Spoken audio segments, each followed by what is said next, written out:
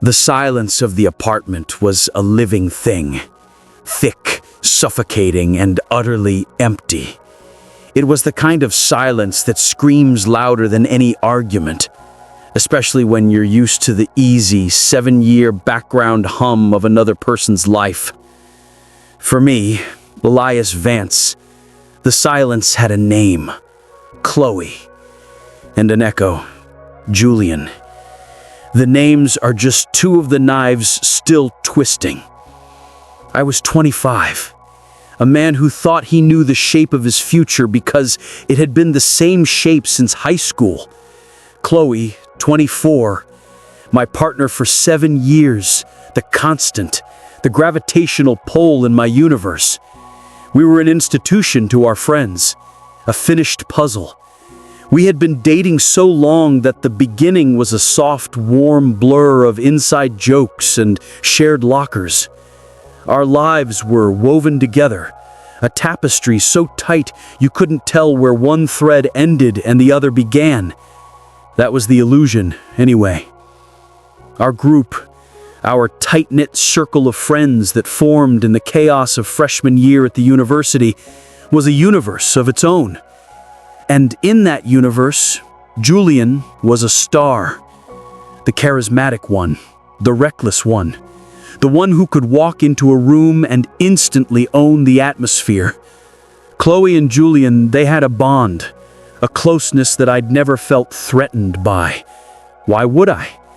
I trusted her. Trust was the bedrock of 7 years, wasn't it? It was the lazy, comfortable assumption that had killed me in the end. The first tremor of the quake came at the end of last year. A remote work trip, a few too many silent calls, a flicker of something in a text message that felt too formal, too carefully constructed. The suspicion was a sour taste in my mouth, the kind you can't rinse away. When I got back, I confronted her, sitting her down on our worn, familiar sofa. The whole scene was a cliché, a cheap domestic drama that felt beneath us. "Something's going on, Chloe," I remembered saying, the words heavy and clumsy. "With Julian, I'm uncomfortable." Her eyes, those deep, hazel eyes I'd drowned in for so long, were clear, perhaps too clear. A masterclass in denial. "Elias, don't be crazy," she had said, a soft, reassuring hand on my arm. "He's a close friend. We all are. You know how close we've been since uni. Nothing is happening. You're letting your imagination run wild." She'd kissed me, a long, deep kiss that was supposed to be a seal on the lie, a final word in the argument. I let myself be reassured. I wanted to be reassured. It was easier than facing the ugly truth, easier than admitting my gut, that cold knot of fear had been right. Then, the world tilted, violently. Julian died. Suddenly. Unexpectedly. A tragic accident. The kind of senseless void that rips a hole in the fabric of a close group. It happened at the start of this year. When the news hit, the collective shock was a physical thing. I remember that day with a clarity that still burns. I was at the office, caught in a tedious meeting about quarterly projections. My phone buzzed silently on the table. A barrage of texts from our friends, but I ignored them. Chloe. I still slip on the names. Chloe usually lived with me, but the day Julian died, she was gone. She had gone home, to her parents' place, a detail I barely registered at the time, dismissing it as her need for space after such a shock. The texts stopped. Then the phone call. It wasn't Chloe who told me. It was our mutual friend, a nervous, tear-choked voice on the line. Sarah, who finally broke through my professional bubble to deliver the devastating news. Julian. was dead. I was in shock, denial. Julian, my friend, our friend, a fixture in our lives. The world outside my office window seemed to blur, the traffic noise a distant, meaningless roar. I spent the rest of the day in a haze, mechanically going through the motions, sending out brief, inadequate texts of grief to the others. I didn't hear from Chloe until the next morning. The next day, she came over to the apartment. We had been texting normally up until then, the usual stream of morning rituals, good morning, love yous, the pet names that felt so empty in retrospect. The text I received from her that morning was, "I'm coming over. Need to see you." When she walked in, the air changed. She looked hollowed out. Not just sad, but utterly gutted, like a structure stripped down to its bare, unstable frame. The loss was palpable on her. She walked straight over, checked on how I was doing, and gave me a kiss, a peck that didn't quite reach her eyes. I was still deep in my own fog of disbelief. The reality of Julian's absence hadn't quite settled. I looked at her, searching her face for some anchor in the storm of grief. "What happened, Chloe?" I asked, my voice a raw whisper. "Is this real?" The silence that followed stretched thin, humming with a tension I couldn't understand. She pulled back slightly, her hand still resting on my shoulder, and then she said it. A sentence so brutally concise, so utterly devoid of preamble that it felt like a surgical strike. "Yes, Julian is dead, and I have been seeing him." The world didn't just stop, it shattered. The sound was internal, a deafening crack that originated deep in my chest.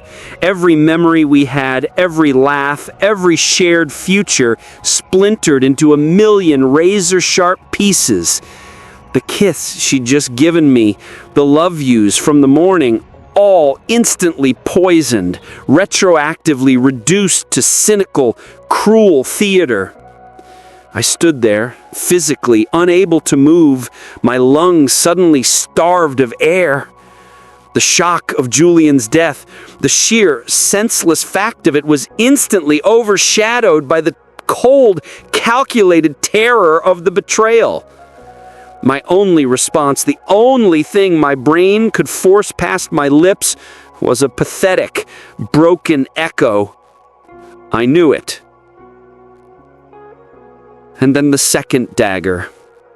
The casual, almost dismissive cruelty of her reply. "Sorry for making you feel crazy." Making me feel crazy. The implication was clear. I was the problem, the paranoid boyfriend whose nagging suspicion had somehow magically conjured the reality of her 2.5-year affair. She didn't apologize for the lie, for the betrayal, for Julian. She apologized for the inconvenience of my own correctly diagnosed paranoia. In that instant, the girl I had loved, the one I had known since we were teenagers, vanished. She was a ghost.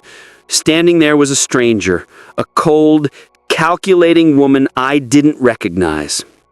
I couldn't speak. There were no words in the English language capable of describing the depth of the devastation. I realized I was grieving two deaths at once: Julian's physical body and the ghost of the woman I thought I was going to marry. I managed one final desperate interrogation, a need to know the true extent of the emotional annihilation. Did you love him?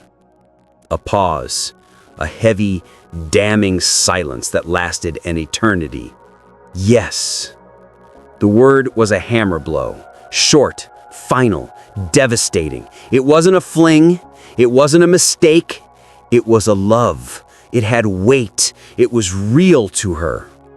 I pressed the wound. If he was still here, would you be with him? She didn't hesitate this time. He was a cold, direct hit.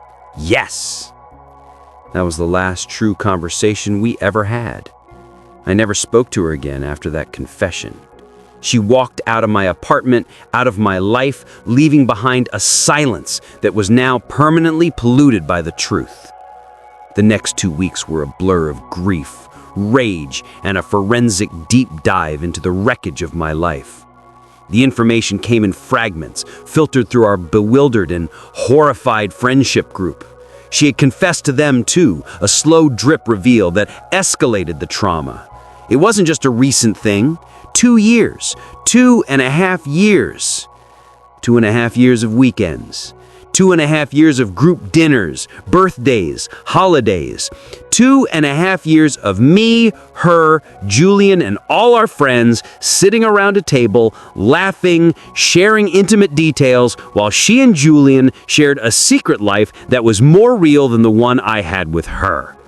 I felt naive, utterly and spectacularly deceived. My anger was a feral, caged thing, lashing out with nowhere to land because the person who was half responsible, Julian, was dead. How do you hate a ghost? Our friendship group, bewildered and hurt, had a sort of impromptu, horrible debriefing, a clinical autopsy of a ruined life.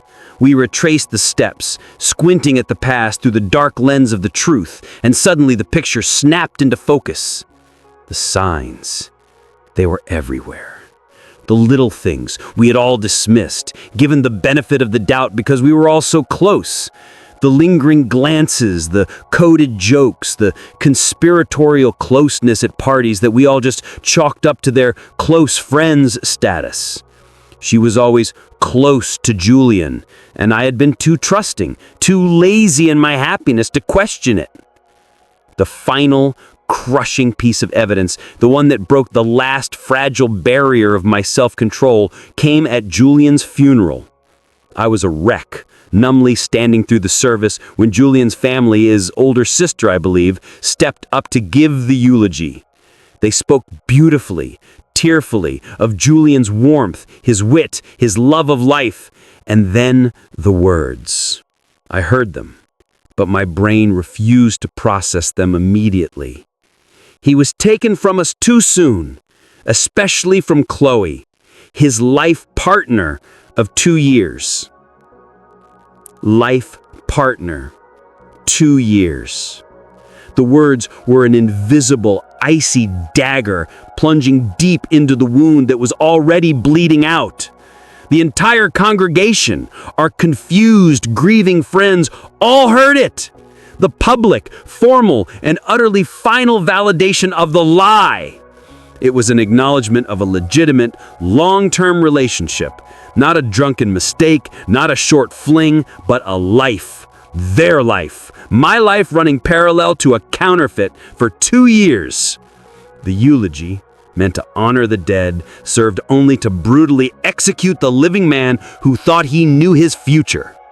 I walked out of that funeral a hollow shell, not just from the loss of Julian or the loss of Chloe, but from the realization that I had lost my own sense of reality. I had lost Chloe's family, her mother, her father, her sister, people I had met, grown close to, spent holidays with over 7 years.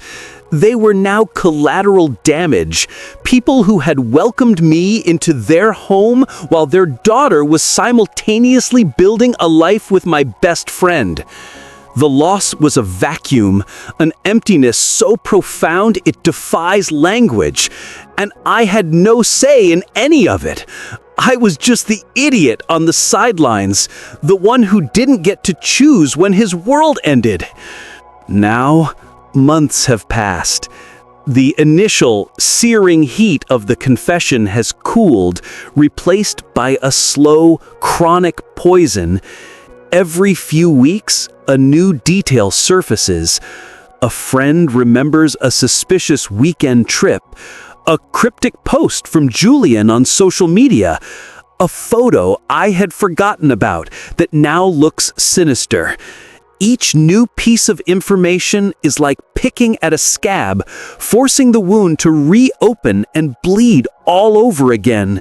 I'm reliving the moment, the lie, the betrayal again and again in high definition with newly discovered excruciating context. I am left with this crushing weight, this impossible burden. How do I move past a betrayal where half the problem is buried? I need to know how others have navigated a landscape this impossible. How do you find peace when your rage has no physical living target? One last bitter detail. I learned, through the same grapevine that delivered the rest of my misery, that this wasn't Julian's first time being involved with a friend's significant other. A casual piece of post-mortem gossip that adds a layer of predatory, calculated malice to his memory.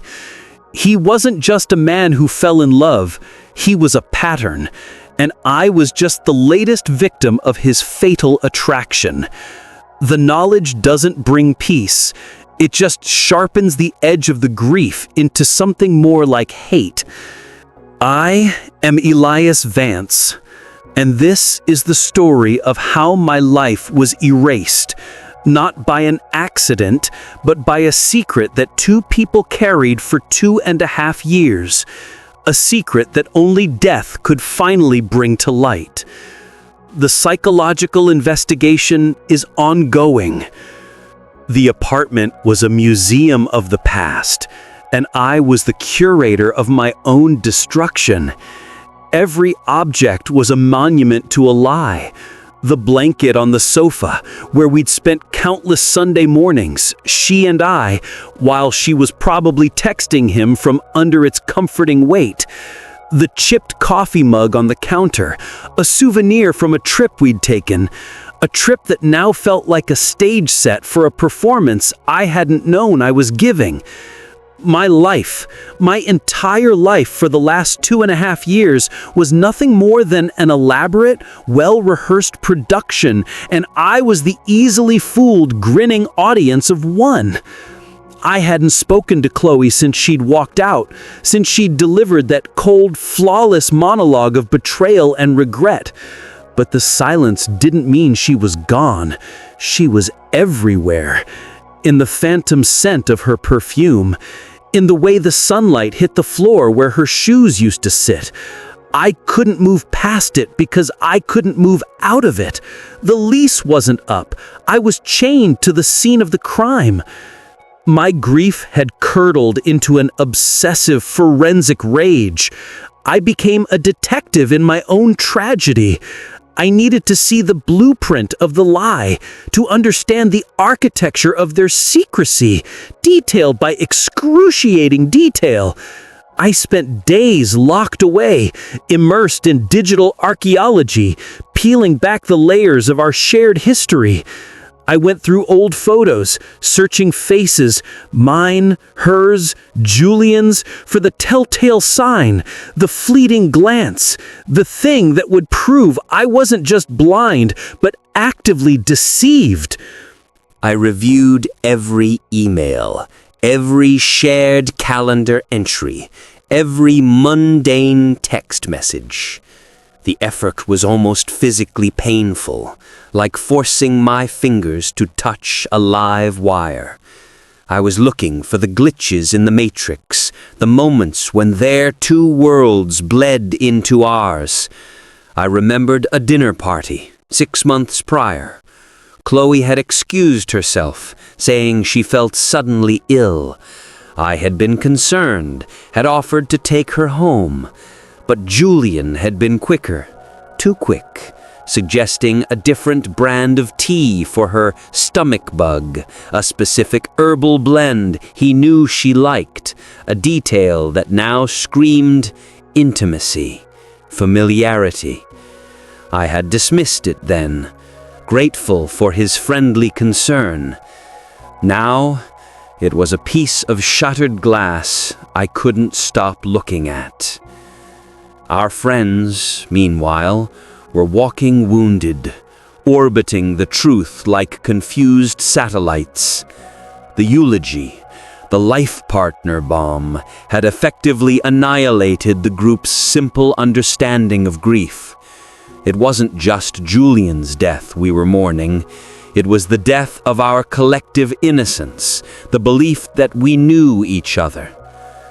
I called Maya, the most emotionally fragile of our circle, the one who always saw things too clearly but was too gentle to speak up. Her voice on the phone was thin, ravaged by guilt. "Elias, I'm so sorry. She trailed off, the heavy pause echoing her internal battle. "Maya, don't apologize to me," I cut in, my voice dangerously calm.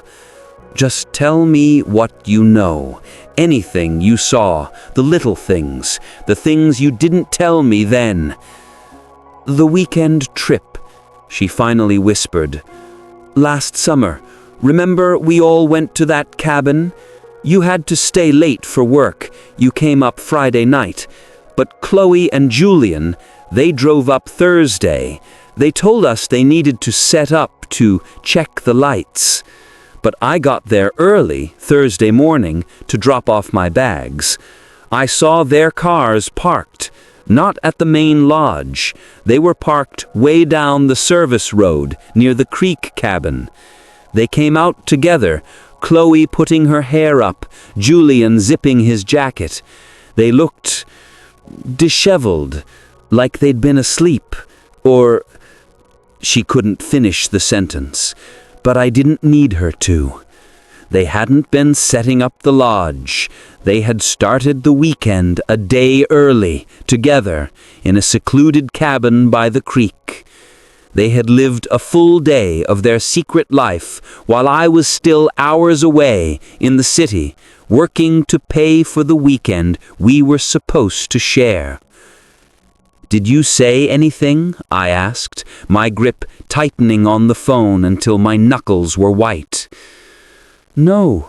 Julian looked at me, Elias. Just a look.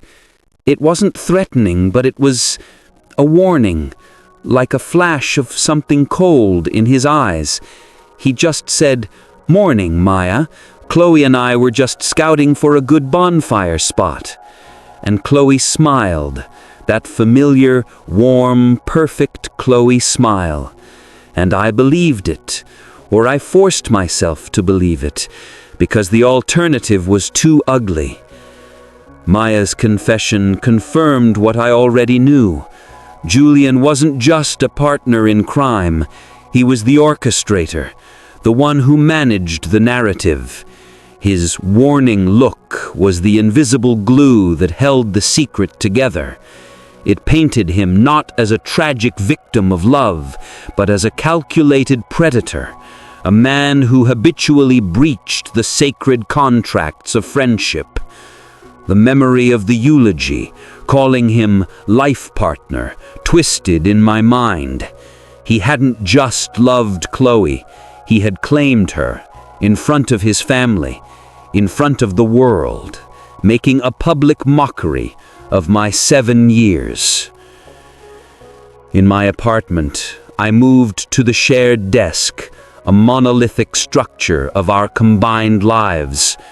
I opened her laptop. She hadn't changed the password. Why would she? She simply had left the username Elias and Chloe running on the desktop. The audacity of her departure was breathtaking. It was like she didn't care about cleaning up the mess. Or maybe she thought I was too broken to look. I searched the computer files. Nothing overt. No hidden love letters, no passionate video files. Julian was too smart for that. But he had left a different kind of footprint. I found a hidden folder labeled Thesis Notes, Julian. I opened it. Inside were only 2 files. One was a dense PDF about architectural ethics. The other was a simple text file named decision.txt. I opened the text file. The contents were cryptic, clearly written quickly, in a moment of extreme tension. The line is drawn. It can't go back. This changes everything. The fear is crippling. We said we could handle this, but this isn't this. This is a full stop. What if E finds out? No, what if they find out? It has to be kept hidden at any cost. We agreed. Julian said it's manageable. He said we have time, but I don't feel like I have time. I feel like the clock is running out and every tick is too loud. The secret is too big. It's living now. It's a life. Not ours, but a new one. I can't do this alone. I'm scared to tell him. Either of them, but especially him. The other one, the one who will forgive but never understand the size of the lie.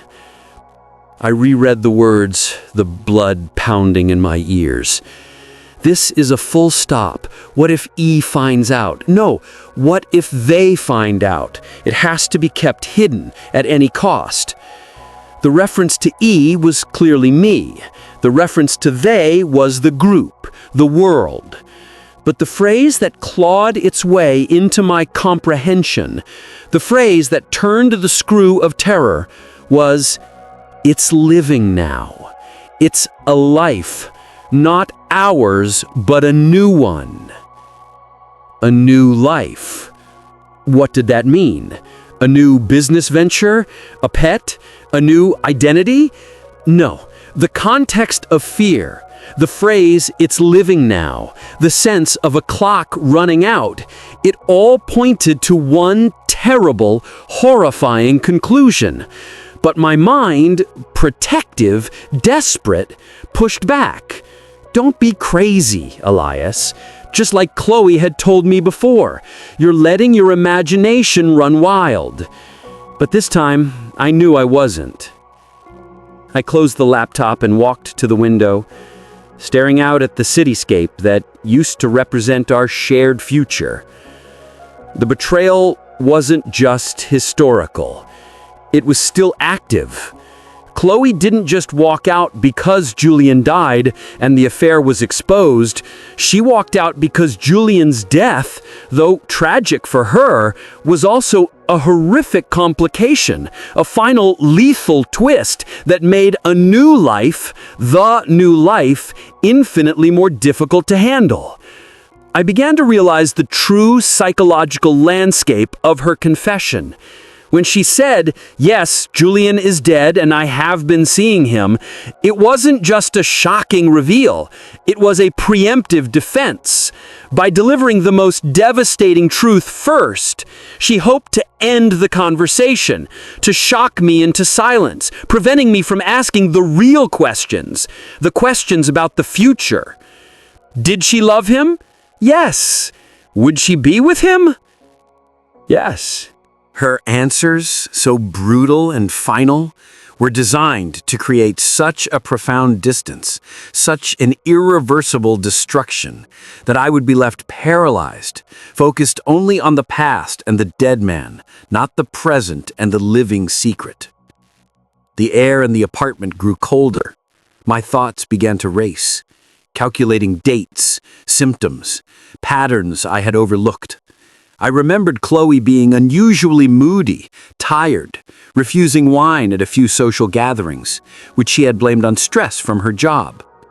A specific day, 2 months before Julian died, she had insisted on a low-key night in, claiming she had a sudden, terrible headache, even though it was Julian's birthday, a day we usually went out big. Now that headache tasted like guilt, or perhaps morning sickness. I went to the bathroom, her private sanctuary. It was immaculate, stripped bare of any personal evidence. But I found something tucked behind the linen cabinet, a small white paper bag from a pharmacy chain a few towns over, a place she rarely visited. Inside, a crumpled receipt. I smoothed it out with trembling hands. The date was just 3 weeks before Julian's death. The items listed made the blood drain from my face, a cold rush of nausea replacing my rage. She hadn't just cheated on me. She had been carrying the proof of her ultimate betrayal, the living culmination of their secret 2.5-year life in her body, while she lay next to me, while she kissed me goodbye, while she comforted me in my initial grief over Julian's death. The words from the text file echoed, now horrifyingly clear. It's living now. It's a life. Not ours, but a new one. Chloe was pregnant with Julian's baby. The realization didn't bring anger. It brought a profound, debilitating terror. The story wasn't over. The affair hadn't ended with Julian's death. It had merely transitioned, metastasizing into a permanent, undeniable reality. The dead man had left a messenger, a tiny, innocent yet devastating relic of his life with Chloe. My mind splintered. I had been planning my path to recovery, grief counseling, therapy, moving out, learning to hate the man who ruined me. But now what was the path? How do you divorce yourself from a future you never knew existed? A child that is part of your broken past, yet a sovereign new entity in the world. Julian, the reckless, charismatic predator, had found a way to win even from the grave. He was dead, but a piece of him, a piece of them, was still very much alive, waiting to be born. The moral and psychological complications were staggering. Chloe was terrified, not just of my reaction, but of the social and familial fallout. She had kept the deepest secret not only from me, but it seems from Julian's family, or they wouldn't have made such an open claim during the eulogy. No, the living partner was a public honorific, not a statement of biological fact. This was still just between her, the dead man, and now me, the living man, the last fool on the stage. I stared at the receipt, the cheap thermal paper feeling like a court summons. The truth was not the affair. The truth was the consequence, the child. My thoughts turned dark, detective-like. Julian was a man who habitually slept with his friends' partners, a man of pattern. Was his death truly an accident? Or was the pressure of the pregnancy, the looming deadline of their secret being exposed, too much for one of them? I knew Chloe. She was driven by self-preservation. She wouldn't have killed him. But Julian? He had seemed so fearless, so in control. The thought of him losing control, of the two of them arguing over the fate of this new life in a fit of despair or fear, the possibilities were vast, cold, and frightening. The official report on his death was vague. An accident, a fall from a height, a head trauma. But accidents can be messy. And secrets like this, secrets that are living, tend to leave a trail of very messy accidents. I had been paralyzed by rage with nowhere to go. Now, I had a purpose. I had a target. The truth. Not just the truth of the affair, which was settled, but the truth of the death. If Julian's life was a pattern of calculated risk, his death might be the ultimate consequence of his own recklessness. And I suddenly found myself fearing Chloe, the quiet, efficient keeper of lethal secrets, more than I grieved for the ghost of Julian. I started a new file on her laptop, a locked, encrypted folder, which I named simply Legacy. The detective work had begun again, but this time the stakes were impossibly high. The dead man had passed on his final, devastating mystery, and I was the reluctant heir to his secrets. The psychological clock was ticking, not just for the eventual birth, but for my sanity. I couldn't move, couldn't tell anyone. How do you tell your group of friends, still reeling from the double shock of death and betrayal, that the dead man left a baby behind? It would destroy them. It would erase the last vestiges of the man they thought they knew. I started observing Chloe's sister, Lauren, from a distance, through social media, seeing her movements. Lauren and Chloe were fiercely protective of each other. If anyone knew about the pregnancy, it would be Lauren. A casual post on Instagram, a picture of Lauren with a caption about sisterly support during the hardest time, now took on a sinister, complicated meaning. I decided I needed to see Chloe, not to talk, but to observe. I had her work schedule. I knew her favorite coffee shop, the one she frequented on Tuesday mornings. It was a reckless, stupid idea, but I needed visual confirmation of the living secret. I needed to look at her and see the reality of my nightmare taking shape. The following Tuesday, I waited in my car, parked down the street from the coffee shop. I felt like a stalker, a ghost watching the living. When Chloe finally appeared, she was different.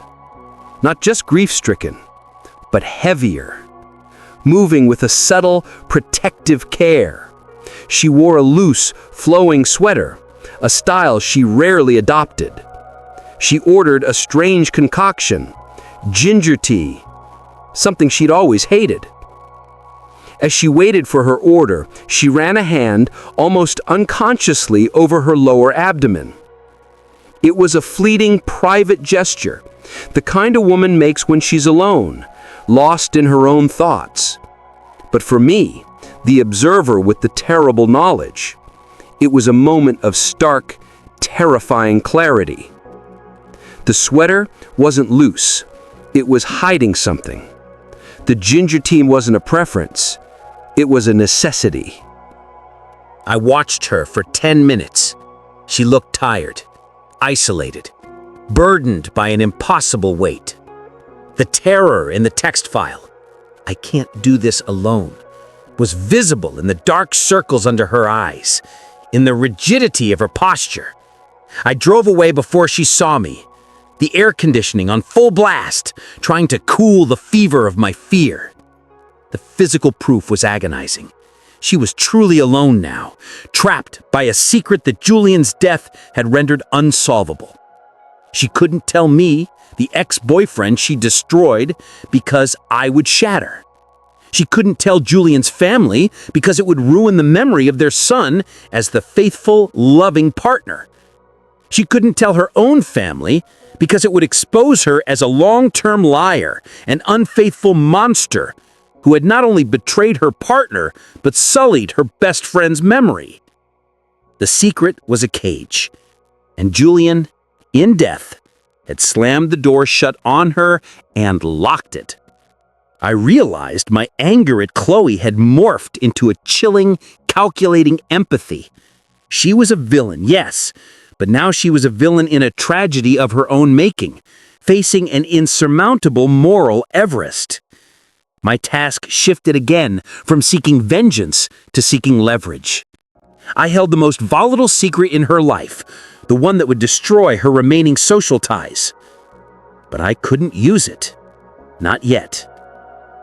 Julian's family, the people who had publicly named her his life partner, were hosting a small memorial dinner for close friends and family, a private, intimate affair a month after the funeral. I shouldn't have been invited. I was the ex-boyfriend, the historical footnote. But Julian's mother, Eliza, a kind, fragile woman who had always treated me like a second son, had insisted. She was lost in her own grief, clinging to any memory of Julian's life. And that life, for the last 2 years, had ostensibly involved me, as part of the circle. I went. It was agonizing. A study in quiet, repressed hysteria. Chloe was there, dressed somberly, speaking in hushed, respectful tones with Eliza. I watched her, constantly observing her subtle movements, the way she avoided the wine, the way she managed to always keep a table or a chair between her and the company, avoiding the kind of direct, casual interaction that might reveal her secret. During the dinner, Eliza, tears welling in her eyes, raised a toast. "Julian," she said, her voice shaking. "He was so private, so fiercely loyal to the people he chose. He was always talking about his friends, and in the last few years he was happy, truly happy. He didn't always share his personal life, but I knew he was building something serious, something real. He said he was waiting for the right moment to tell everyone the whole truth, that he didn't want to hurt anyone, that he was planning a life. And Chloe, thank you for being such a wonderful part of his final chapter. He spoke so highly of you." Chloe's face was a mask of practiced quiet sorrow. She nodded, offering a small grateful smile that didn't reach her eyes. She didn't want to hurt anyone. The lie was so perfect, so complete.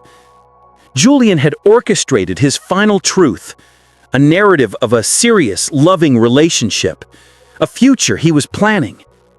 He hadn't told his mother the full truth, not the infidelity, not the child, but he had laid the groundwork for his legacy. He had secured his memory. I realized then that Julian was not just a cheating friend. He was a master manipulator, a strategist who didn't just live in the moment but actively shaped his future and even his posthumous image. He had a plan that involved Chloe leaving me, a plan that they would raise this child together. His death, therefore, wasn't just a random tragedy. It was the interruption of a calculated trajectory. The idea lodged itself in my mind. What if the accident wasn't an accident? Not murder, perhaps, but something darker. Did the pressure of the pregnancy push Julian to take a risk? Was he trying to secure their financial future, perhaps, just before revealing the truth to his family? Julian had a reputation for getting involved in shady, high-risk investments, always looking for the fast, reckless score.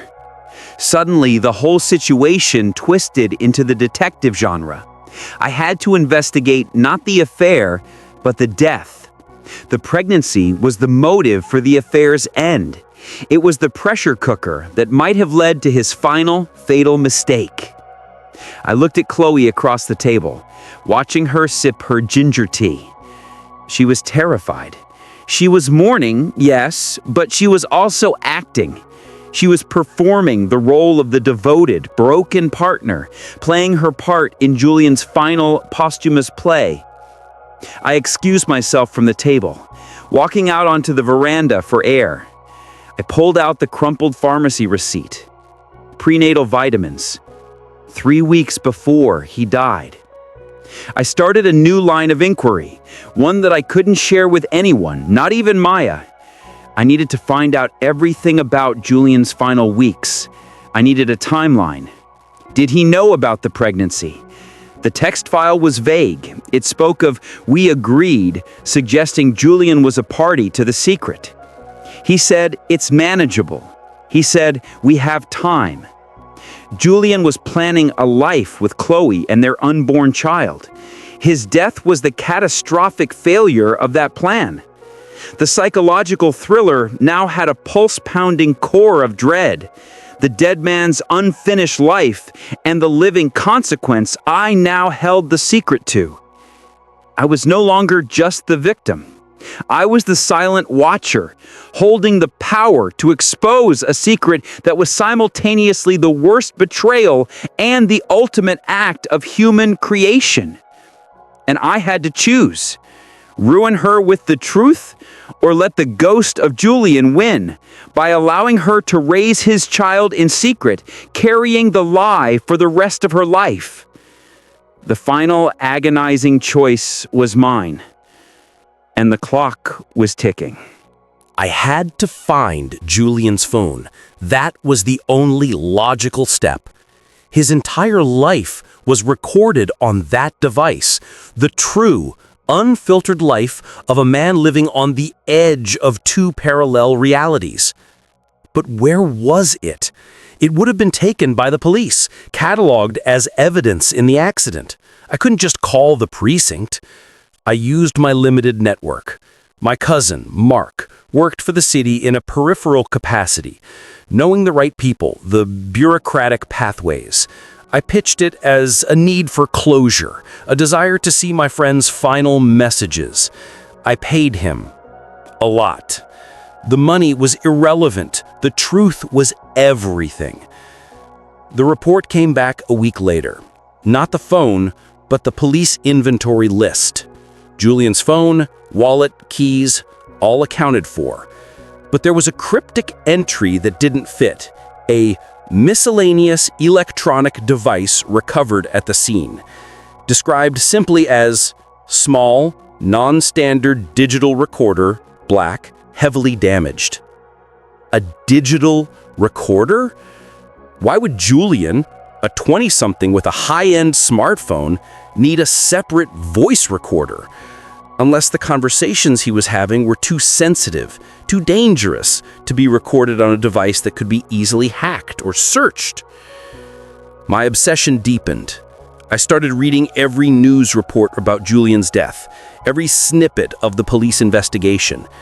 He had died late at night, around 2 a.m., in a secluded park known for its high cliffs overlooking the river. He was found at the base of the cliff. The official ruling was a fall, accidental. He was out alone, intoxicated. A classic tragic end for a young man who lived recklessly. But I knew the other Julian, the planner, the man who orchestrated 2-year-long deceptions. Julian didn't get drunk and stumble off cliffs. Julian got drunk and charmed people. I focused on the final week before his death. I needed to find someone he spoke to, someone outside the friend group, someone who knew his financial or professional secrets. I remembered a name, Derek Shaw, Julian's business contact. A shadowy figure Julian had mentioned a few times, always with a nervous laugh, saying Derek was helping him with a high-risk, high-reward investment. I found Derek Shaw on LinkedIn, a man in his late 40s, a slick, professional predator type, listed as a private equity consultant, which likely meant something much less savory. I arranged a meeting, a public place, a dimly lit, expensive bar downtown. I posed as Julian's grieving friend, vaguely interested in completing one of Julian's unfinished transactions for his family's sake. Derek was immediately suspicious, his eyes darting around the room. He was all sharp edges and tailored Italian suits. Julian was a kid, Derek said, swirling the ice in his whiskey, his voice low and gravelly. High on enthusiasm, low on caution. I liked him, but he was getting sloppy, getting emotional. Sloppy how? I pressed, trying to sound casual, like a naive friend. He leaned in, his voice dropping to a conspiratorial whisper. He got himself into a corner. He needed capital. Big capital. He was leveraged way past his comfort zone, trying to make a huge score so he could clean house, start over. He told me he had a deadline, a fixed date where he had to have the money. He needed to be free and clear to start a new life.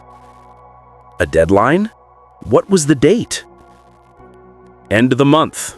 That month, Derek said, pointing vaguely toward the recent past. He was frantic. And then, the night he died, he was supposed to meet me. He had the collateral, a final, desperate attempt to raise the cash. He never showed. Said he had an emergency, a personal emergency. I felt a cold shiver run down my spine. Julian's death was 3 days before the end of the month, his self-imposed deadline.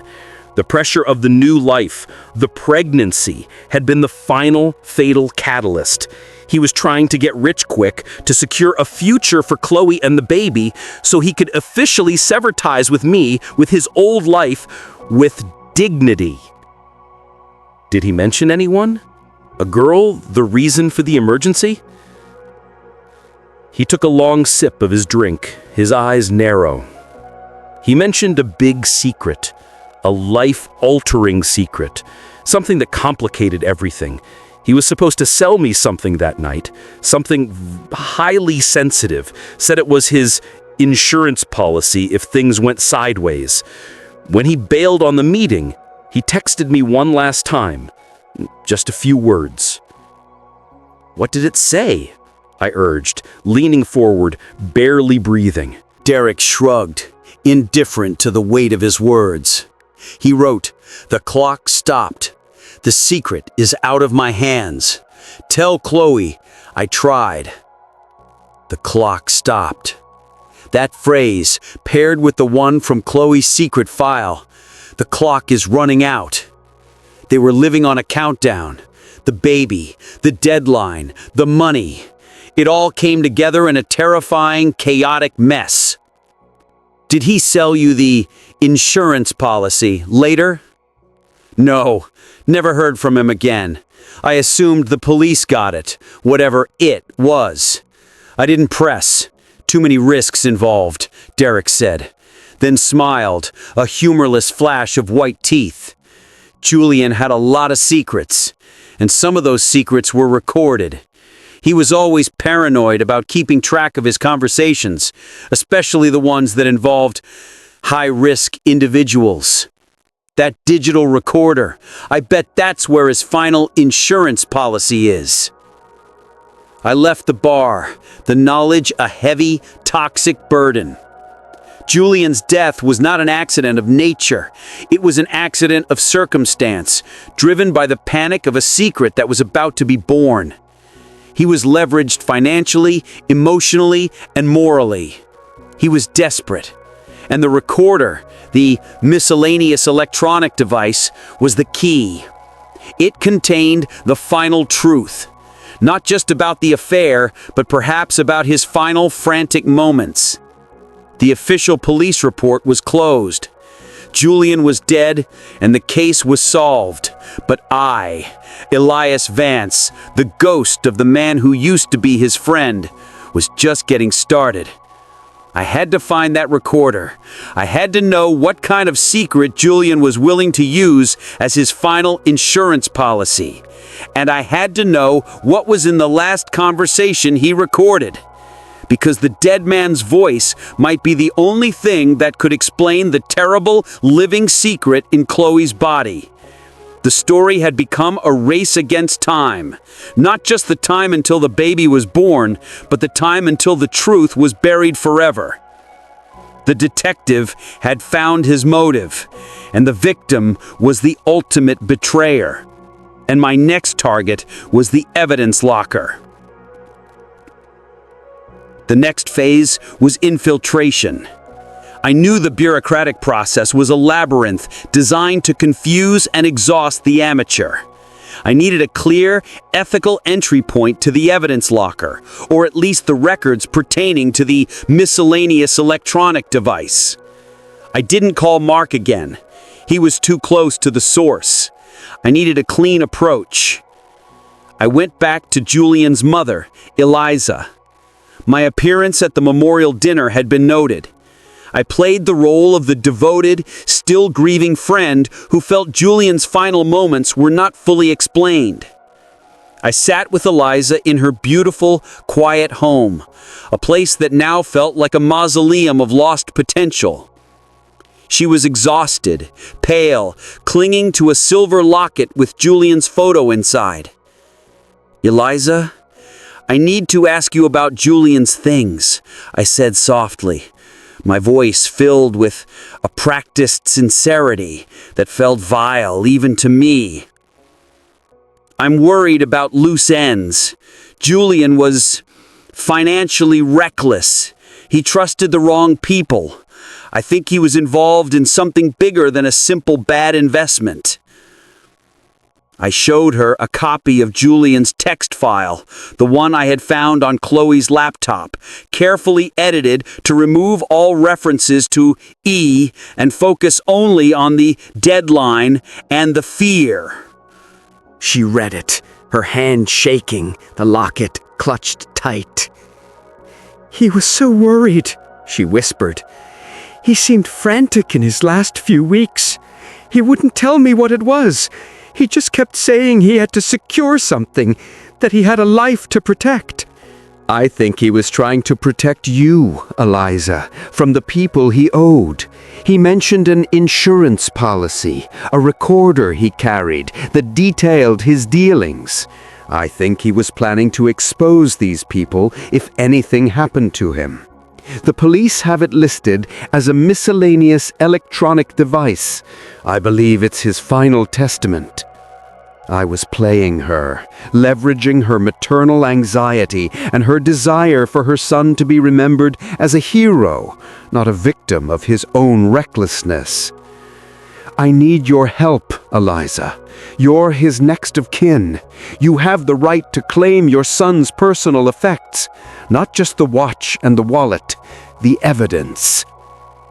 The idea gave her a focus, a mission beyond the raw grief. She saw a chance to fight for her son's reputation, to give his death meaning. She agreed. The process took weeks, a brutal immersion in bureaucracy and legal jargon. I coached her, preparing the letters, accompanying her to the police station. I used my knowledge of the police inventory list to ensure she specifically requested the miscellaneous electronic device, item 4B, case J2025449. Finally, the day arrived. A police liaison, a weary, overworked officer named Detective Barnes, presented Eliza with a small, clear plastic bag containing Julian's non-essential belongings. In the bag, amidst some pocket lint and a broken pen, was the recorder. Small, black, and badly scuffed, but intact. Eliza, exhausted but relieved, took the bag and thanked the detective. I drove her home, my heart pounding a frantic rhythm against my ribs. "Thank you, Elias," she said, her voice heavy with relief. "I can finally put this all to rest." "Eliza," I said, pulling up to her driveway, "I think you should listen to it with a clear head. Take some time. Let me take it. I can handle the technical side.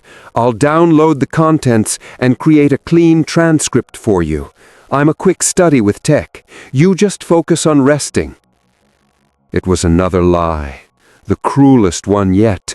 Stealing the final confession of the man who ruined me, using his grieving mother as a pawn. But I needed to know the truth before I unleashed it. She hesitated, looking down at the small bag. "Just the transcript, Elias. Don't listen to it yourself. It's his last moment. I should be the first to hear his voice." "Of course," I lied, my voice filled with solemn promise. "I will bring you the transcript and the file tomorrow morning. You deserve to hear his words clearly." I drove straight back to my apartment, locking the doors and drawing the blinds. The apartment was silent again, but this time the silence was pregnant with anticipation, with the final screaming truth. I pulled out the recorder. It was a rugged industrial model, clearly not for casual use. It needed a proprietary cable, which was mercifully included. I connected it to her laptop, my only connection to her, and started the download. The file was large, too large for a simple conversation. It was a single continuous recording, over 4 hours long. The file name was The Final Blow. Simple, devastating. The Last Conversation. .wave. I pressed play, The static hissed. Then Julian's voice, clear and resonant, the voice I knew so well, filled the air. But it wasn't a conversation about finance. It wasn't a warning to Derek Shaw. It was the final, devastating, raw confrontation between Julian and Chloe. The first voice was Julian's, tense, strained. "Chloe, stop. We can't keep doing this. I told you, I'm trying to fix it, but running away won't help. We have a real problem now, a living one." Chloe's voice, raw, unfamiliar, laced with panic. I know, but how? How do we tell him, Julian? I saw the receipt in the garbage. You bought the vitamins. You're making it real. We had a life plan, Julian, one that didn't involve a third person who will inevitably tell the truth about us. Julian, the third person is ours, Chloe. And yes, I'm making it real because I'm not going to run. I'm going to tell Elias, and I'm going to tell my mother. I can't live like this, split in two. I'm giving myself until the end of the month. I need the money to ensure his family is taken care of, and then I'm telling them. We're having this baby, Chloe, and we're doing it right. I'm leaving everything for you and the child. Chloe, but your mother will hate me. She loves Elias. And my family? Julian, I'm terrified. I just want it to go away. I want to go back to the beginning before I messed everything up. Before this. Her voice broke, a wrenching, audible sob. Julian, you can't go back. You chose. 2 years. You chose me. And now you have the ultimate proof of that choice. We're going to face this together. Now put the bottle down. You can't be doing that. Not now. Not with her. The room spun. Bottle down. Not with her?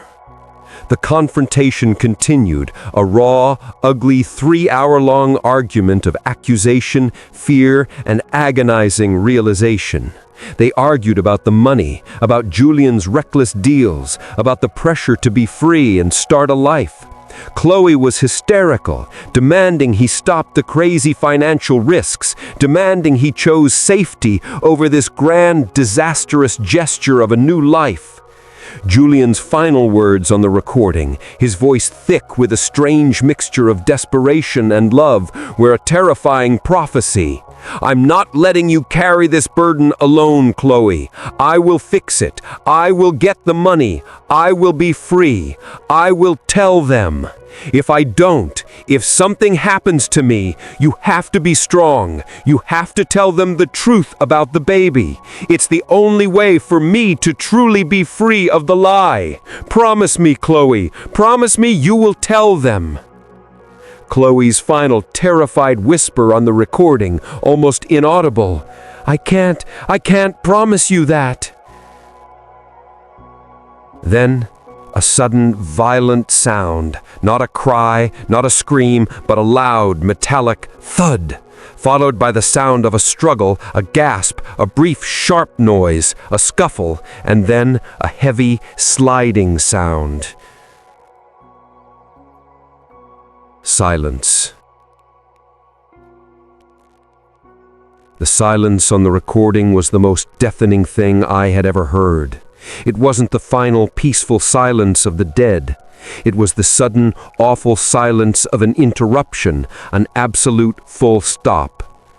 The file continued to record for another hour, nothing but the ambient sounds of the night, wind, distant traffic, the occasional owl, and then a sound that made me jump, a sound that didn't fit, a slow, steady drip, drip, drip. I stopped the recording, my hand slick with cold sweat. The final conversation wasn't about the affair. It was about money, fear, and life. Julian was not going to run. He was going to confess everything and build a life with Chloe and their child. and the confrontation over his final, frantic move had led to a struggle. I had found the pregnancy. I had found the motive for the high-risk financial deals, and now I had found the distinct sound of a struggle and a metallic thud minutes before the accident. Julian's death was not an accident.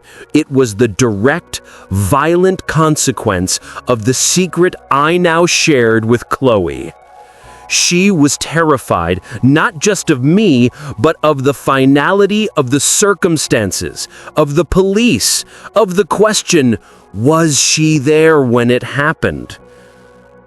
I looked at the recorder, then at Chloe's empty side of the apartment. I was holding the literal, recorded ghost of the dead man, a ghost that was about to testify. The psychological war had become a full-blown criminal investigation, and the final choice was no longer about vengeance or leverage. It was about justice and the terrible, complicated inheritance of a child conceived in lies and born into tragedy. I now held the power to destroy Chloe's life completely, or to let her carry the unbearable weight of her secret and the knowledge of what truly happened that night for the rest of her days. The metallic thud, the scuffle, the heavy, sliding sound. Those sounds, captured with chilling clarity on the digital recorder, played on a loop in the ruined cathedral of my mind. It was the sound of a life ending, not by chance, but by force. The last conversation between Julian and Chloe wasn't a lover's farewell. It was a desperate, final struggle. I sat in the darkness of my living room. The recorder cable snaked across the floor like a venomous snake. Realizing I was no longer grieving a betrayal, I was holding evidence in a case of involuntary manslaughter, perhaps even something worse. The single, continuous file, the last conversation.wav, didn't just expose the 2.5-year lie. It exposed the terrified, chaotic moments that led to Julian's body being found at the base of the cliff. I played the final segment again, my ear close to the speaker, dissecting every micro sound. Julian's strained voice, filled with a righteous anger. I'm going to tell them.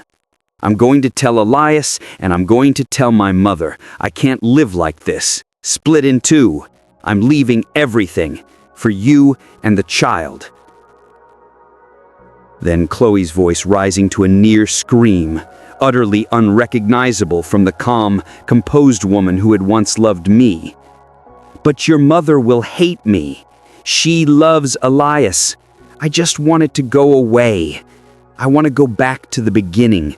Before this. Put the bottle down. The bottle. Not a tea, not a drink. Something she wanted him to put down. Something that connected to the struggle. Was it a weapon? A briefcase full of the money he was so desperate to acquire? Or something else, something simple, that became lethal? Then, the thud. The abrupt silence in Julian's voice. The sharp intake of breath, a gasp, which I now realized was Chloe's. And the heavy, sliding sound, like a body being dragged, or perhaps a large, heavy object being pushed across a rough ground. The park, the cliff, the rough, uneven ground leading to the edge. And then, the hour of ambient recording, capped by the slow, steady drip, drip, drip.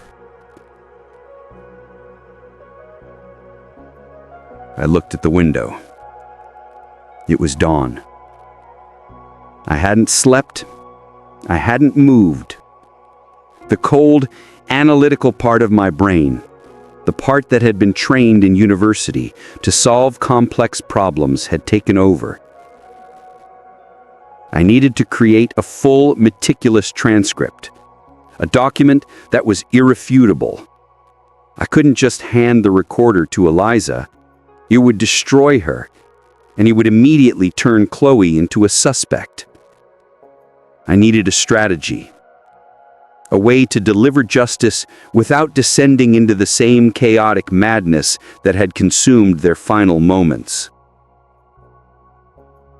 I spent the next 12 hours transcribing the file, word by agonizing word. It was a descent into the inferno.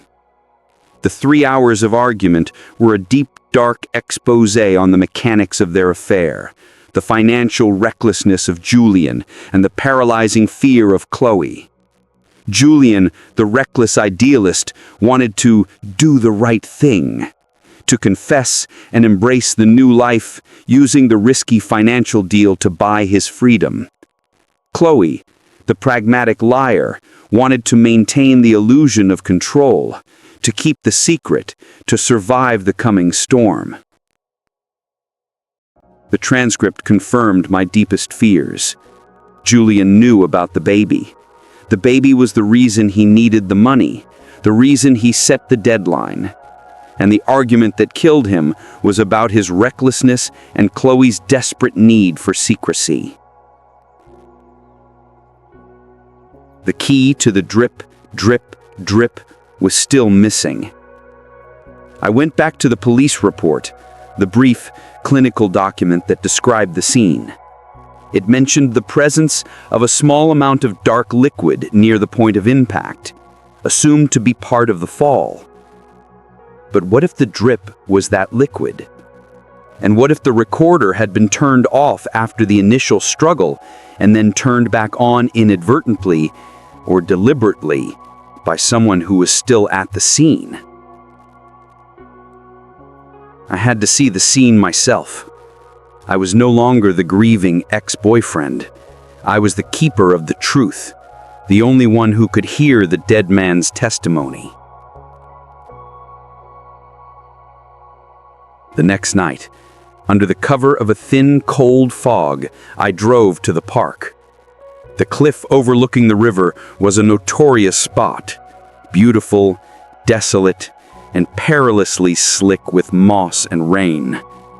I found the area cordoned off, a symbolic barrier the police had left behind. I climbed over the low fence. The night air was heavy, smelling of damp earth and the cold river. I walked toward the edge, my heart a hammer in my chest. I reached the point where Julian was presumed to have fallen. The ground here was uneven, rocky, and slippery. I knelt down, scanning the area with the powerful flashlight I'd brought.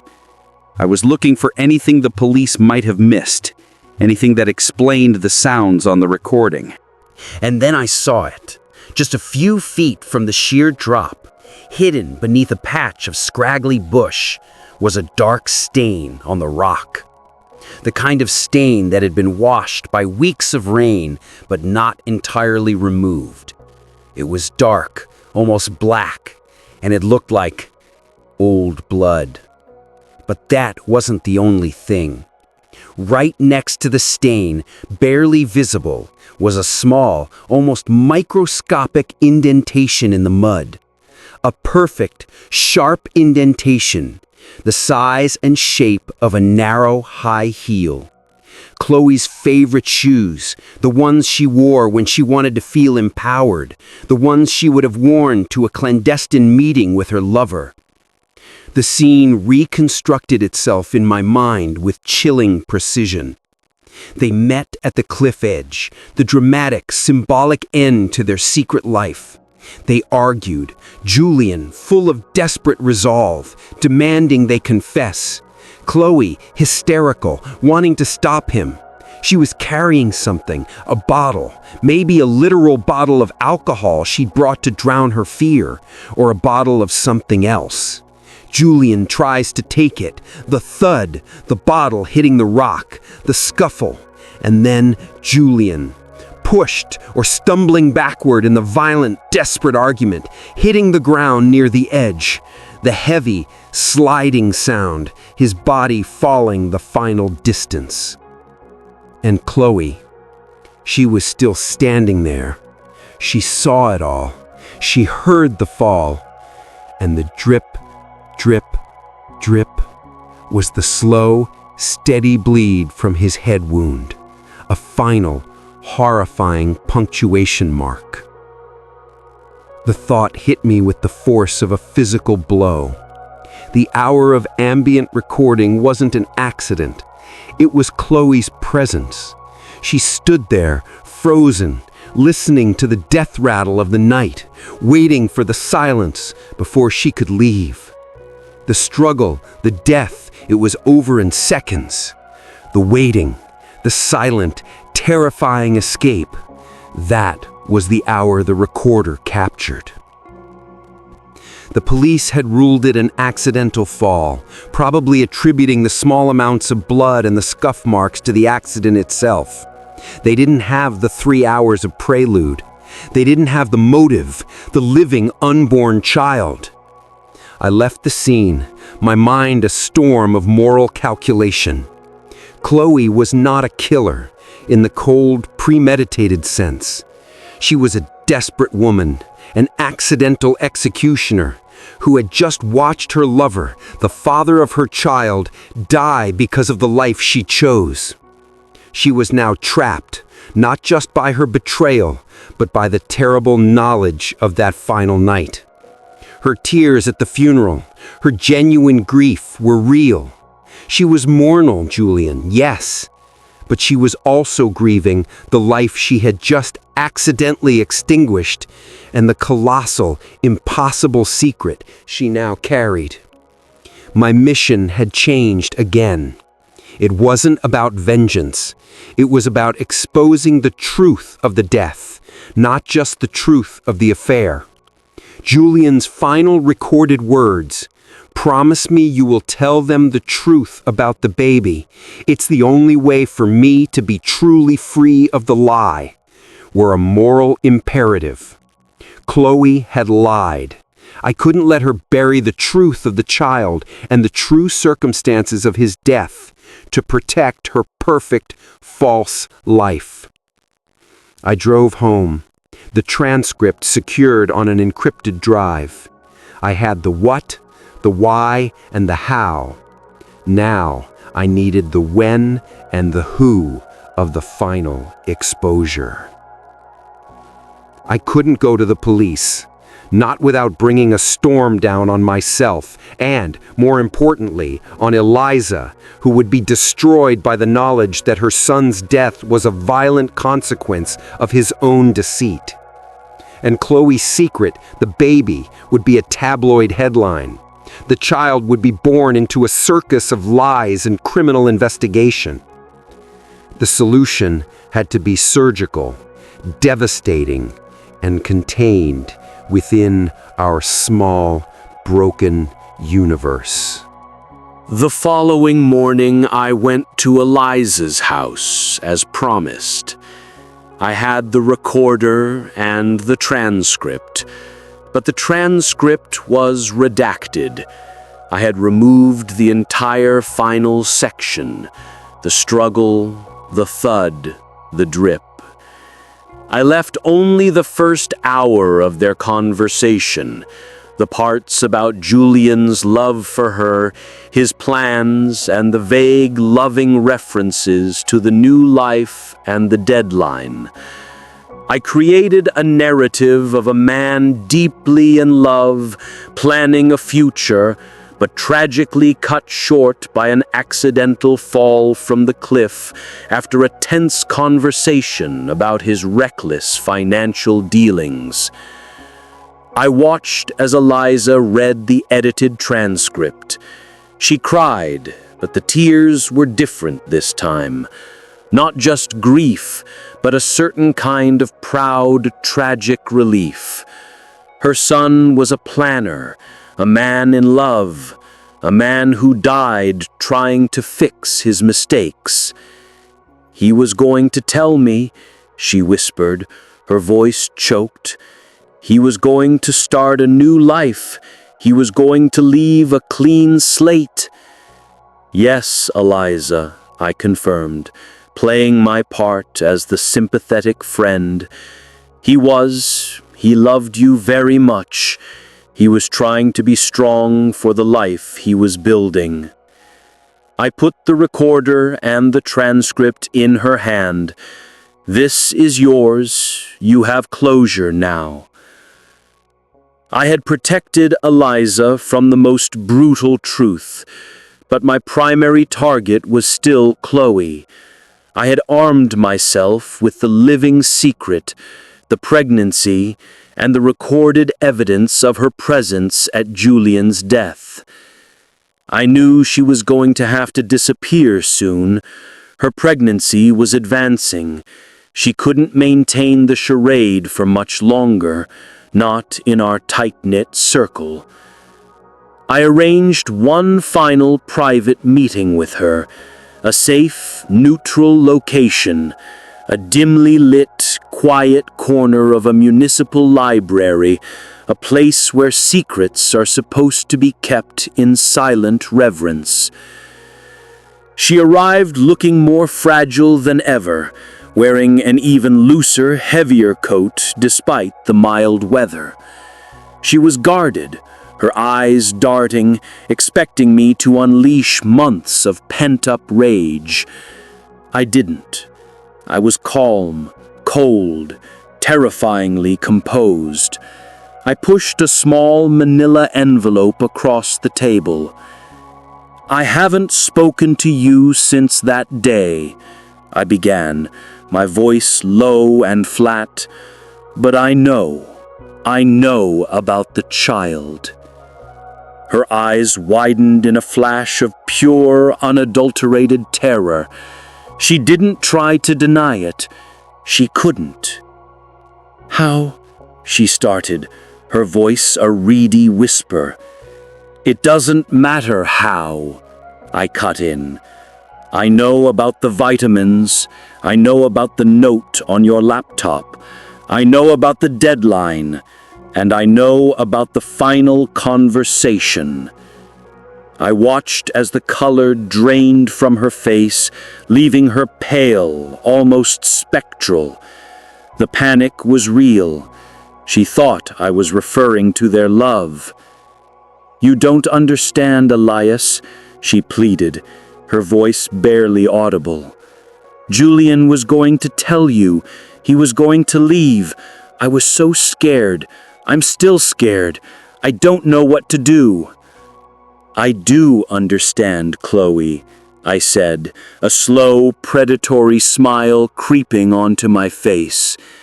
I understand everything.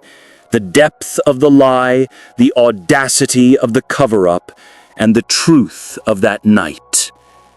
I pushed the manila envelope closer to her. This is not a threat. This is a choice. Inside is a copy of the final conversation, the full recording, all 3 hours of it, all the truth. Her hands trembled as she picked up the envelope, her eyes locked on mine. Julian didn't fall accidentally, did he, Chloe? I asked, the silence in the library suddenly deafening. The final words weren't, "I love you." They were a fight. Over the money. Over the confession. Over the secret that was growing inside you. He was alive after the thud, wasn't he? And you stood there. You listened to him. You waited. You let the truth die at the bottom of that cliff. She didn't answer. Her face was a landscape of devastation. Tears welled in her eyes, not the theatrical tears of grief, but the wrenching sobs of a woman who had been utterly exposed. You have 2 weeks, I stated, the finality of my voice absolute. 2 weeks to tell your family the truth about the baby. And you will leave this city. You will go somewhere where the two of you and Julian's child, can start a new life. A life built on Julian's final, honest wish. If you don't, if I see you in this city after 2 weeks, I will give the police the full, unredacted recording. I will tell them about the heel print. I will tell them about the hour of ambient sound you left on the recorder. I will let them charge you with complicity, if not more. I paused, leaning in, my eyes holding hers. Julian didn't fall accidentally, did he, Chloe? She didn't answer. Her face was a landscape of devastation. Tears welled in her eyes, not the theatrical tears of grief, but the wrenching sobs of a woman who had been utterly exposed. You have 2 weeks, I stated, the finality of my voice absolute. 2 weeks to tell your family the truth about the baby, and you will leave this city. You will go somewhere where the two of you and Julian's child, can start a new life, a life built on Julian's final, honest wish. If you don't, if I see you in this city after 2 weeks, I will give the police the full, unredacted recording. I will tell them about the heel print. I will tell them about the hour of ambient sound you left on the recorder. I will let them charge you with complicity, if not more. I paused, leaning in, my eyes holding hers. Julian wanted the truth about the baby to be told. His was his final wish. I am just his executor, Chloe. You owe him that. You owe the child that. And I owe myself the final, absolute knowledge that the ghost of the lie has been fully, completely, and forever laid to rest. She opened the envelope, staring at the flash drive inside, the raw truth of her nightmare contained on a tiny piece of plastic. She looked back up at me, the question in her eyes not why I was doing this, but how I could be so calm. Why, Elias? She finally managed to whisper, the words sounding hollow, beaten. Why don't you just hate me? I don't hate you, Chloe, I replied, the lie feeling truer than any love I had ever known. Hate requires energy. You took all my energy. I'm empty. I'm just correcting the timeline. Julian was going to leave me. You were going to be with him. The baby was going to be born. I am simply ensuring that the dead man's wishes are fulfilled. You will raise his legacy, and I will finally be free to disappear into my own silence. Consider this the final scene of the performance. I stood up, leaving her with the weight of the flash drive and the impossible living truth. I didn't look back. The detective work was over. The justice was cold, terrifying, and contained. I had found the living evidence, and I had used it not for vengeance, but for the chilling, absolute finality of closure. I was free. But the silence I walked into was darker and far more complicated than the one she had left behind. The 2 weeks that followed the confrontation with Chloe were the longest of my life. I was adrift in a sea of toxic anticipation. I was waiting for the phone call, the desperate text, the knock on the door, the moment she would break. But the silence held. Chloe was a professional keeper of secrets, a master of self-preservation, and now a mother-to-be with the ultimate motivation to disappear. I didn't try to track her. My control over the situation was absolute, chillingly perfect. I had set the terms, delivered the evidence, and guaranteed the consequences. All I had to do was wait for the dominoes to fall. This wasn't vengeance. It was the meticulous execution of a moral contract. I was ensuring that Julian's final, desperate wish, the truth about the baby, came to fruition, thereby buying my own freedom. I used those 2 weeks to finally, surgically remove myself from the apartment. I packed up my life methodically, almost clinically. Everything that was mine went into boxes. Everything that was ours, the sofa, the dining table, the shared artwork, was left behind, an empty, mocking monument to a life that never existed. I felt no sorrow, only a profound, dizzying emptiness. The girl I loved, the future I planned, had been revealed as an elaborate hologram, and now I was simply unplugging the projector. I rented a small, nondescript place downtown, a single room, devoid of history, clean of memories. It was an antiseptic space, a sanctuary for a man who needed to rebuild his identity from scratch. On the 14th day, the final deadline, I received a package. It was a single, heavy envelope, delivered by courier. No return address, only my name, written in Chloe's elegant, familiar script. My heart did a slow, heavy thump against my ribs. The silence was broken. Inside the envelope, there were 2 things. The first was a letter, handwritten on thick, creamy paper, the kind she used for special correspondence, a final, formal confession. Elias, you won. You won, and you didn't even have to raise your voice. That's the most terrifying part. You are the coldest man I have ever known. But perhaps I deserved that. I deserved the silence, the cold, clinical execution of my life. You are right. I am a professional liar, a survivor, and I am terrified. I have told my family, not the whole truth, not the part about the cliff, but I told them about Julian, about the 2 years, about the baby. It was worse than I imagined. The silence from my father was deafening. My mother's tears were a tidal wave. They are helping me, arranging things. They still love me, but they don't recognize me. They look at me like a stranger wearing my old skin. You succeeded in erasing the girl you knew. Julian was going to tell you. I was the coward, the pragmatic one. I couldn't risk the destruction. But Julian was right. The lie was too big.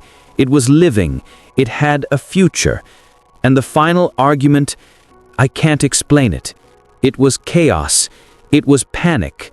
I was there. I heard the sound. I saw him go.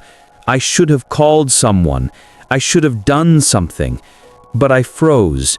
I was so afraid of losing the secret, of losing my future, that I lost Julian instead. I am leaving. Tonight. I'm going far away. To a place where I can be just a mother. Where no one knows the names Elias, Julian, or Chloe. Where this child can be born into a silence that is not polluted by lies. You asked me why you didn't hate me. I ask you the same thing. Because I deserved it. But thank you. Thank you for giving me an exit.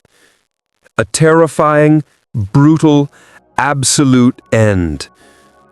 I will raise his child, Elias, Julian's legacy, and I will tell them the truth about their father, that he was loved, that he was reckless, and that he died trying to build a life for them.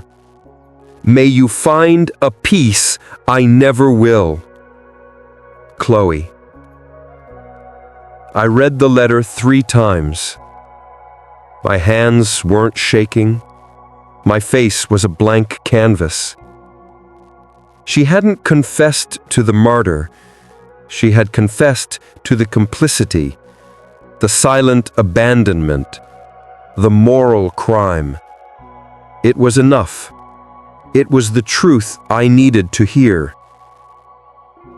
Julian's final wish had been fulfilled. The truth of the baby was out, and the lie of her old life was over. I had achieved the coldest, most efficient form of justice. But the envelope contained a second item. A photograph. It was a small, grainy photo, clearly printed from a digital file. It was a close-up of Julian, taken perhaps a year or two ago at one of our group parties. He was standing slightly apart, looking at the camera with that familiar, charming, reckless grin. But what made the photo stop my breath was the object he was holding. He was raising a glass in a toast, and in the reflection of the glass, clear as day, was a flash of light, a reflection from a lens, a reflection from a camera. And behind the camera, not visible, but implied by the angle and the composition, was Chloe. The photograph wasn't a sentimental memory.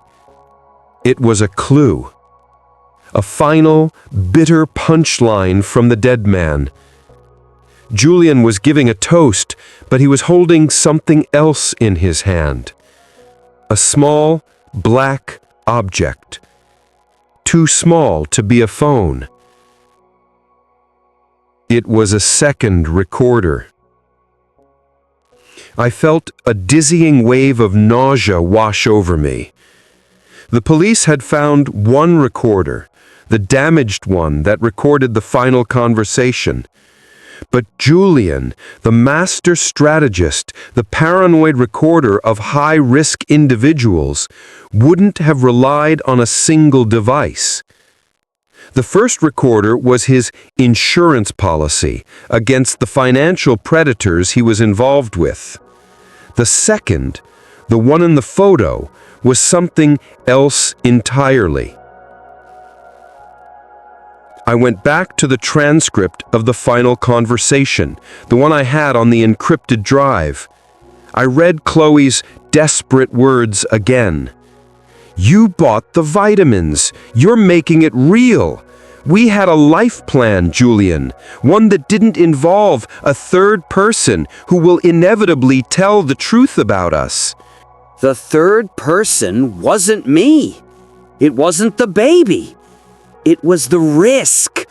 Julian was protecting himself from Chloe, too. A professional liar wouldn't just betray her lover. She would find a way to escape the consequences. And Julian, knowing her capacity for deceit, had prepared for that. The second recorder. Where was it? Julian's body was found at the base of the cliff. The first recorder was recovered from the scene. The second one, the real insurance policy, would have been hidden. Julian wouldn't have kept it on his person. He would have hidden it nearby, in a place only he knew. And then I remembered Derek Shaw's words. Julian had bailed on their final meeting, sending the cryptic text, "The clock stopped. The secret is out of my hands. Tell Chloe I tried." Julian had a fixed path for his final confession. If he couldn't tell them the truth in person, he would do it posthumously. The first recorder was about the fight. The second was about the confession. I drove back to the park. The full truth, the final, absolute ending, was still out there, buried. I spent hours at the cliff edge, searching, not for a body, but for a hiding place. I looked at the rocks, the trees, the ground. Nothing. I was about to give up, defeated by the dead man's final cruel joke, when I remembered Julian's obsession with a certain hiking route, a trail that followed the river. He used to talk about a specific old oak tree, massive and gnarled, that was his secret thinking spot, a place he went to plan his next big thing. I found the tree, a colossal, ancient sentinel, standing about 50 yards from the cliff edge. It had a hollow near the base, a natural, deep cavity. I reached inside, scraping away the damp soil and decaying leaves. My fingers brushed against something hard, cold, and plastic. I pulled it out, a second digital recorder, identical to the first, but pristine, undamaged. I drove to my new, sterile apartment, my heart now beating with the dull, heavy certainty of a man who knows he is about to face his final judgment. I plugged in the second recorder. The file was small, only 3 minutes long. It was titled, "My Last Will and Testament." I pressed play. Julian's voice, calm, resonant, but with a profound, terrifying sadness, filled the room. If you are hearing this, I am dead, and I want to set the record straight. For my mother, for my friends, and for Elias. What I did was unforgivable. I destroyed his life, but it was not a fling. I loved Chloe. I loved her for 2.5 years, and she was my life partner. We were going to build a future, a legitimate one, away from the lie, and we were going to have a child. I want that child to be known. I want my mother to know that she has a grandchild, and I want Chloe to be free to raise them with dignity. This is the important part, the part that only this recorder holds. I recorded the final moments of my life on the other device. I knew I was in danger, not from the financial guys, but from the pressure of the lie itself. I knew Chloe couldn't handle the truth. That night, I met her at the cliff. I told her I was going to confess everything. I told her about the baby. She panicked. She brought a small metal briefcase with her, collateral for the money, or so she claimed, and she begged me to wait. I told her no. I told her the clock stopped. I told her I was going to call Elias right then and tell him everything. Julian's voice faltered, a sharp intake of breath. She hit me, not with her hand, with the briefcase. A clean, sharp blow to the side of my head. I stumbled, fell. I remember her standing over me, terrified, silent. I think she thought I was just unconscious. But the blood. I knew. I knew I was dying. The last thing I heard was her gasp and the sound of the briefcase sliding away from her. I had one final, desperate thought. She can't bury the truth. This recorder is hidden for one purpose: to ensure that the truth of the child is told and that Elias is cleared of any complicity in my death. I was the architect of the lie. I was the author of my own end. Chloe did not premeditate this. She was broken by the lie I forced her to live. She deserves her life back, even if I lose mine. Elias, if you hear this, don't seek vengeance. Don't go to the police. Give Chloe the chance to raise my child without the shadow of a criminal charge. The lie dies with me. The child lives with the truth. That is my final legacy. Let it be enough. The recording clicked off. The sterile room was suddenly full of a silence that was more terrifying than the recorded struggle. I was paralyzed. Julian, the architect of my destruction, had just cleared his killer. He had written a final, perfect, redemptive ending for himself, for Chloe, and for the child. He had not only orchestrated the affair, but he had orchestrated his own posthumous forgiveness. The ultimate manipulation. He knew Chloe would confess to the affair, but not the death. He left the first chaotic recorder to give me leverage to ensure the truth of the baby came out. But he left the second pristine recorder, his true will, to ensure that my vengeance was limited, that I couldn't completely destroy the woman who carried his child. He was protecting his legacy, even from the man he betrayed. The truth was now so layered, so complex, that it defied simple justice. Chloe was an accidental killer who was deeply loved by her victim. I was the destroyed ex-boyfriend who was being asked by the dead man to protect his killer. I looked at the recorder, then at Chloe's farewell letter. She was gone.